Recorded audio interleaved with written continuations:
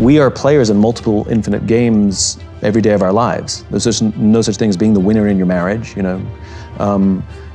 There's no such thing as winning global politics, and there's definitely no such thing as winning business. Once I found my why, not only was my passion restored to levels that I'd never experienced before, but it put me on a trajectory that I couldn't have been on without it. So I think mindset is a huge part of actually getting some joy out of a difficult job.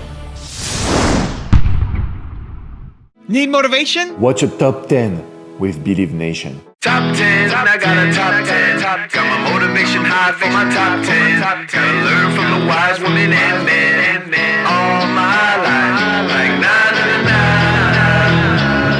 For my top 10, top 10, na na na na. This one's for my top 10. Hey, it's Carmichael, and I make these videos because chances are you are the most ambitious person in your circle, but you know you're capable of more, and you get that push by surrounding yourself with the best. So today, let's learn from one of the best, Simon Sinek, and my take on his top 10 rules for success. Enjoy. Okay, let's kick it off with rule number 1, find your why. A lot of people think that this concept of why was some sort of academic exercise that I went out and studied it, and I didn't. That's not how it began. As you said, it began out of pain. I owned my own small business. It was a strategic marketing consultancy. And superficially, my life looked pretty good. I owned my own business. I made a decent living. We had incredible clients. We did incredible work. Except after a few years of doing that, I sort of lost my passion for it. I didn't want to wake up and do it again.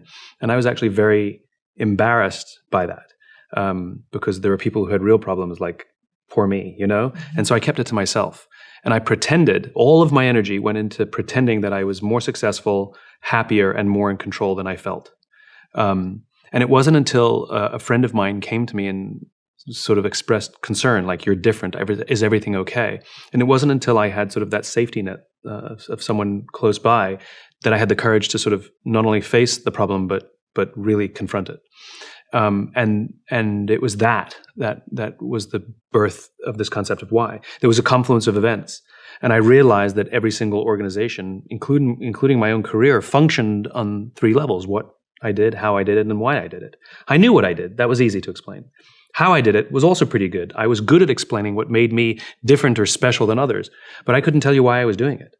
And it was that missing piece that I became obsessed with. And once I found my why, not only was my passion restored to levels that I'd never experienced before, but it put me on a trajectory that I couldn't have been on without it.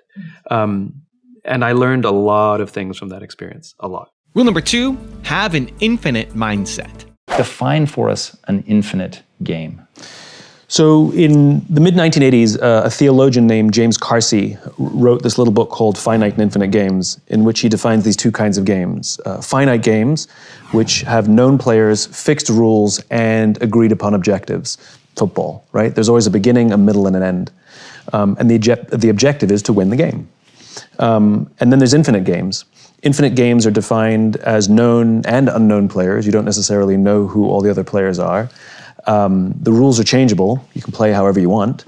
And the objective is to perpetuate the game, to stay in the game as long as possible. What I find so fascinating about this idea when I first learned about it is we are players in multiple infinite games every day of our lives. There's no such thing as being the winner in your marriage, you know. There's no such thing as winning global politics, and there's definitely no such thing as winning business. Business is an infinite game.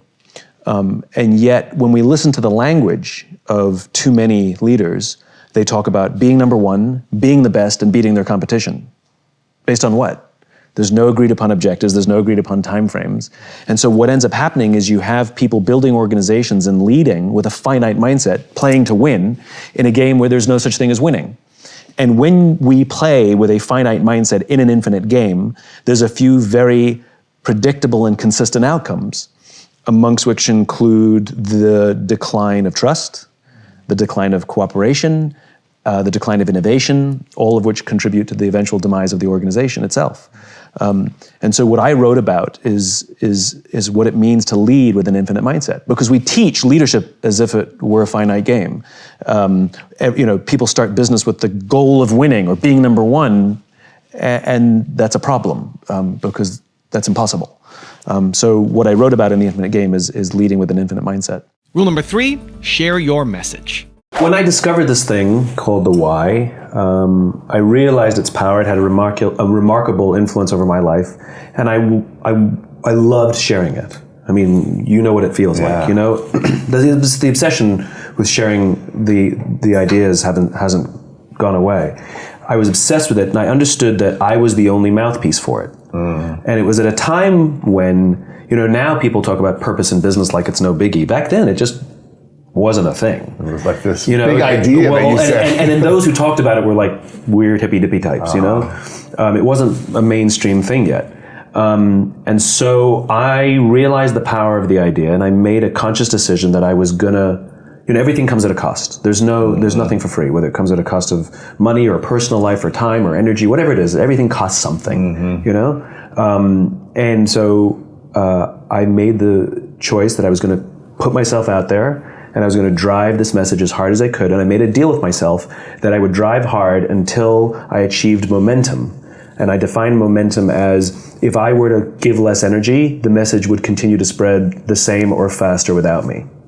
Right? In other words, building a movement where other people could spread the message as well. And the sacrifice I made was I wasn't at home. And so for a long period of time, I was undateable. You know, I'd meet someone amazing, and I'd be like, oh my God, I had such a great time. Are you free for a second date in 6 weeks? You know, it's like, 6 weeks, nobody wants to date me. And plus, when I would come home, from a trip, I'd be exhausted. So I just wanted to stay home. Yeah. So I knew that was happening. And the nice thing is the momentum is, like, it has its own momentum. Yeah. And so now I'm sticking to my deal.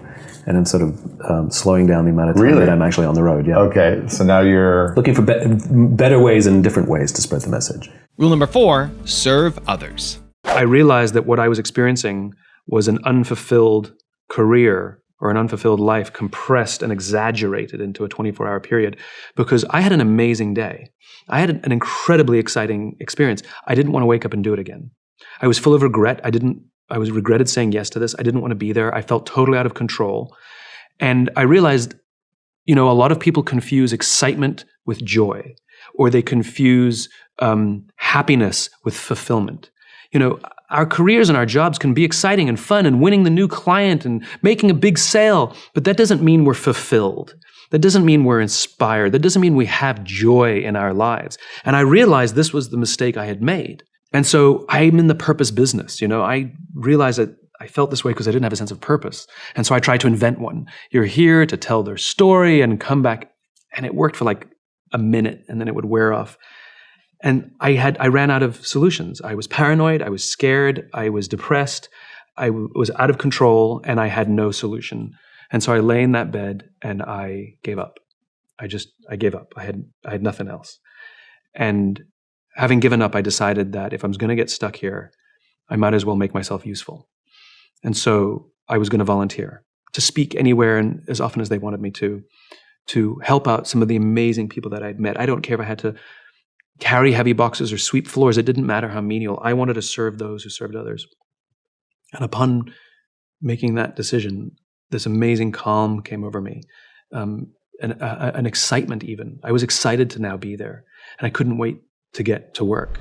Also, if you want to build more confidence, the science says it can take up to 254 days of consecutive action to successfully build a habit. So I've created a free program for you where every day for 254 days, I will send you an unlisted video to your email, absolutely free, to help you build your confidence. The link to join is in the description below. Even though I'm going to sell you the most beautiful hammer, I'm not going to guarantee the structural integrity of the house. Something remarkable happens. Trust emerges. And make no mistake of it, trust is a feeling, a distinctly human feeling. Some people see the thing that they want, and some people see the thing that prevents them from getting the thing that they want. Rule number 5, prioritize will over resources. There are two currencies in the infinite game, will and resources. Resources is money. You need money to stay in the game, but you need the will of the people as well. And the problem is that when we organize to win, that means the score is more important than the inspiration and motivation that people have to give their blood, sweat, and tears. And when we prioritize resources before will, that's a problem. I've never met a CEO that doesn't believe their people are important. The problem is where on the priority list. You know, you've been to any number of presentations where they put their priorities on the wall, you know, number 1, growth, number 2, shareholder value, number 3, our customer, number 4, our employees. There it is. See, I do care about our people. And the reality is, as social animals, we want to work for and we're willing to give our blood, sweat, and tears to leaders who understand that the balance of those two essential currencies, the balance of those two things is will has to come before resources. And that doesn't mean 90-10. When I talk about putting people before profit, you know, people freak out, which is ridiculous. You need fuel for the car to go. Money is fuel for the organization, of course. Even if there's a leaning, if it's 51-49, there has to be a slight leaning towards people, because there will always be decisions that a company has to make in which those two cannot both be supplied and one will have to be sacrificed. The question is, which will you always prioritize? Let me give you a hypothetical example to make my point. 2 CEOs. The first CEO says, our number 1 priority is growth. And of course our people are important, because if we take care of our people, we will meet and exceed our financial goals. Second CEO says, our number 1 priority is our people. And if we take care of our people, we will always meet and exceed our financial goals. Which one would you rather work for? I don't want to prioritize. I mean, it's obvious, right? It's obvious. So this is what it means to prioritize will over resources. It has, of course, money matters, but the people matter more. Rule number 6, practice empathy. This is the practice of empathy, that if we're struggling to communicate to someone, if we're struggling to help someone be at their natural best, I'm tired of people saying to me, how do I get the best out of my people? Really? That's what you want? They're like a towel, you just wring them. How can I get the most out of them? No, how do I help my people be at their natural best? Right? We're not asking these questions. We are not practicing empathy. We have to start by practicing empathy and relate to what they may be going through. And it will profoundly change the decisions we make. It will profoundly change the way we see the world. Rule number 7, have no regrets. We make time for the things that matter to us. Yeah. And of course I have regrets, but regrets is not, I wouldn't use the word regret. Of course there are things that I missed. But I made a choice, and I'm very happy with that choice, and I stand by that choice, because not only have I had the opportunity, the amazing experience to spread this message and see it actually grow and be bigger than me, but I've had the opportunity to live an absolutely surreal life because of it. My life profoundly changed course, and I can't. It's not fair to compare those things. They're not equals.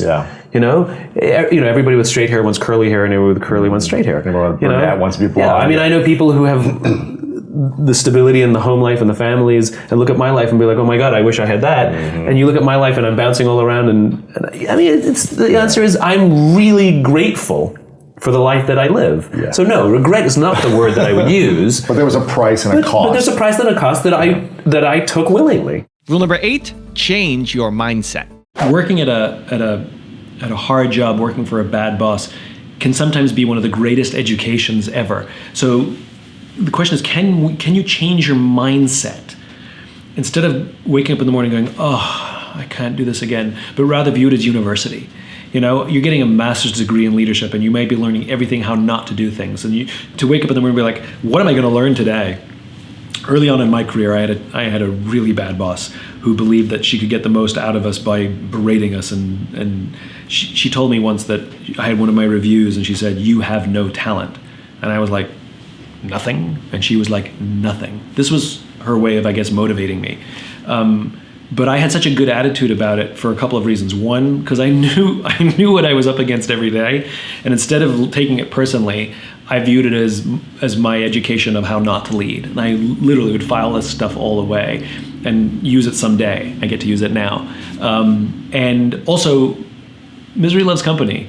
You know, I had a fantastic relationship with my team. We looked after each other because we all had this oppressive boss. We would compare the advice that we got in our little career building sessions, and we took care of each other. And so we had a responsibility to each other. And that's where we cut our teeth on being leaders. And it actually made the job wonderful. Yes, there were days that were oppressive. Yes, there were days that I hated. Yes, there are days I wanted to like pull my hair out and just quit.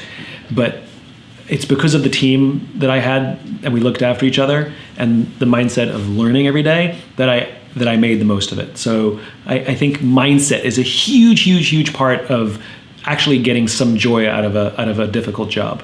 Rule number 9, prove loyalty. The thinking of Milton Friedman, the 1970s economist, has really dominated sort of business theory today. He theorized that the responsibility of business, this is his definition, the responsibility of business is to maximize profit within the bounds of the law, right? What about ethics? You know, like a pharmaceutical company that raises the price on essential drug 200%, 300%, 500%, 800%, it's not illegal. It is unethical. Right? It makes us uncomfortable, and yet the law is not broken. That's not a good enough standard to run a business. And it was his thinking that gave rise to the theory of shareholder supremacy, which was a theory proposed in the late 1970s, where we prioritize the wants, needs, and desires of a shareholder over the needs of the customer or the employee, which is like a coach who's trying to build a great team by doing what the fans want versus what the players need, right? That's basically shareholder supremacy. And as I said, it was just a theory proposed in the late 1970s that was popularized during the boom years of the 80s and 90s. Mass layoffs, where we use the livelihoods of human beings to meet arbitrary projections on an annualized basis at the end of the year, did not exist as a standard business practice prior to the 1980s. Did not exist. It was popularized during the 80s and 90s. The dismantling of Glass-Steagall, which was an act passed after the Great Depression to prevent another Great Depression from happening, and by the way, was extremely effective. Between the dismantling of the Glass-Steagall in the 80s and 90s and the Great Depression, there were a total of 0 stock market crashes. Since the dismantling, all in the name of corporate profit, we've had 3. We had the dot-com boom, Black Monday in 2008. In other words, when we play simply with a finite mindset, we actually do long-term damage to our own system that's supposed to benefit all of us. And I find that upsetting. We've seen the rise of Friedman's thinking, rather. And like I said, his theories dominate business today. And we feel it. Not only have we had those stock market crashes, but anybody who goes to work today, there's a general feeling of unease, especially if you work for a company that embraces annual or even quarterly layoffs to meet arbitrary projections. Keep in mind, a lot of the companies that employ mass layoffs are profitable, just not as profitable as they would like. It's not like they're losing money and they had to do this to save the sinking ship. That's something completely different. These are highly profitable companies that missed a projection, and so they laid people off so they could meet that projection. There's something fundamentally wrong with that. And we know it because we feel it at work. We see this decline of trust. We are not loyal to our companies anymore. Why would we be? They're not loyal to us. And leaders set the tone. So when companies are loyal to us, we will give loyalty back to them. When they're not loyal to us, why would we be loyal to them? I'm tired of CEOs telling me that millennials these days don't stick around very long. Well, why would they if you don't offer them any kind of loyalty back? And it's not for the people to prove to you that they're loyal, it's the other way around. And rule number 10, the last one before a very special bonus clip, is make sacrifices. When I wrote Leaders Eat Last, that book, I mean, it was a behemoth. Yeah. And I had nights and weekends were a fantasy, yeah.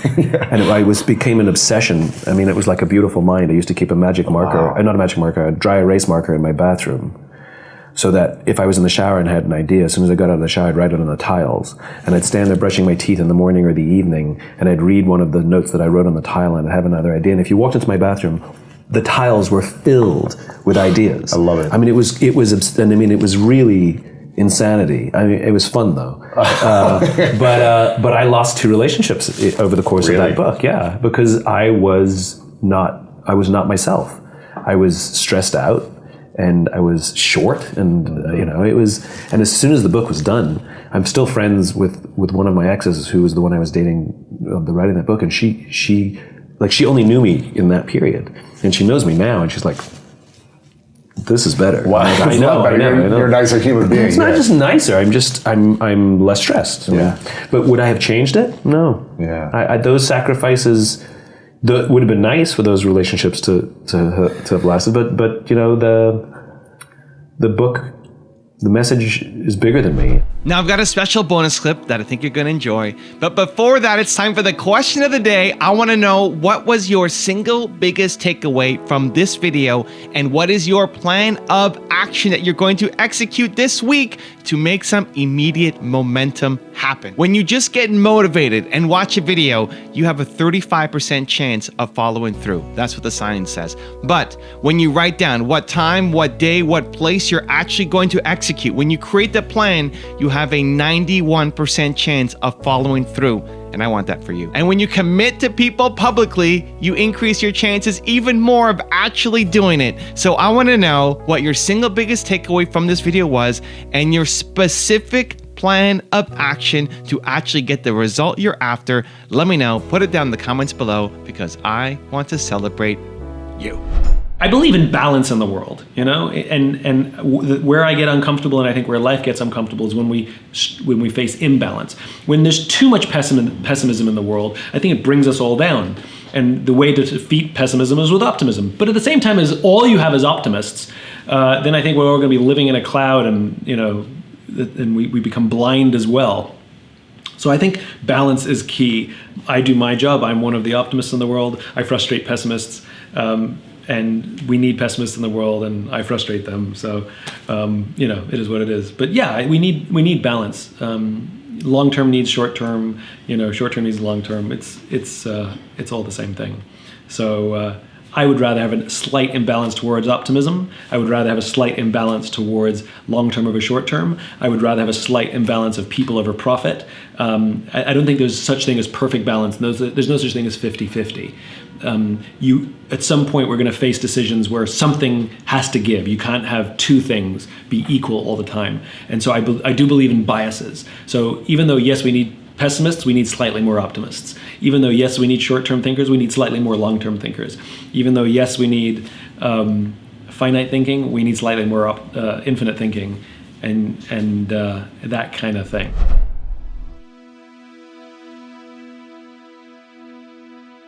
If you want to change your life in the next 30 days for free, check out my training right here below. Or if you want 10 more awesome rules from Simon Sinek, check out the video right there next to me. I think you'll enjoy them.